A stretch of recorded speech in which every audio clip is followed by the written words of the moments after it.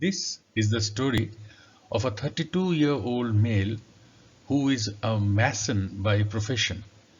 He complained of injury to his eye while hammering at a work site around 2 months back. Following this, he was treated with eye drops locally. However, he said that he was steadily losing vision in his left eye since. On examination, his best corrected vision in the left eye was 6/18. The right eye vision was 6/6. Intraocular pressure and pupillary reactions were normal. Anterior segment was also within normal limits. Posterior segment evaluation revealed there was significant vitreous opacities in the left eye. An USG B scan was advised. On the ultrasound B scan, a lot of vitreous opacities were detected. There was no evidence of retinal detachment or choroidal detachment.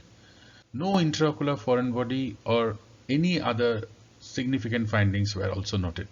Because of the extensive vitreous opacities, we decided to do a media clearing vitrectomy for him. As soon as we removed the opacities from the mid-vitreous cavity, a 3 mm by 2 mm big intraocular foreign body, a piece of an iron, was located around 4 to 5 o'clock close to the ora serrata. We were now faced with the challenge of removing an iron piece, which we had not planned for, from the eye without damaging the lens, which was crystal clear in this case, and other structures. It was time for us to think outside the box. So the first step, of course, was to free the intraocular foreign body from the remaining vitreous attachment. Having done that, we converted one of the ports to a 20 gauge port using a MVR blade. Made the port a bit large to ensure we could easily remove the foreign body through that. Then using an intraocular magnet, we picked up the foreign body and brought it up. Then we stabilized the foreign body with a maxi grip forceps in our non-dominant hand, and using another maxi grip forceps and the hand shaking technique, we transferred it to the dominant hand. Then we slowly teased out the foreign body through the extended 20 gauge port and took it out of the eye. Using the 20 gauge pars plana port to remove the foreign body with the help of a forceps, we could safely achieve the target of removing the foreign body from inside the eye without damaging the lens. We did an inspection of the retina before closing the patient. 15 days later, the patient came back. He was extremely happy. His vision had recovered to 6/9.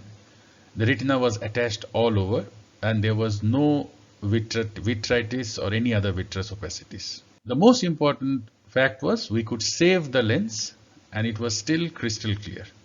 And that was probably the reason his vision was also extremely satisfactory for him. The take-home messages from this case for us would be this. One should always assume the possibility of an intraocular foreign body in cases of injury, especially if patient had the injury while hammering or the injury was with a firearm. Careful radiological investigation should be done. In our case, the optometrist who did the USGB scan failed to localize the foreign body.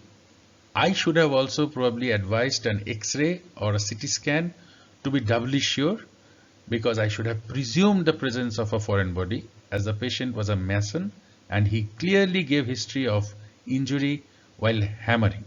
However, even if you are faced with a foreign body you didn't expect while doing surgery, with the use of intraocular magnets, forceps and other innovative tools, we can safely remove foreign bodies from the eye without damaging the eye further. Thank you so much.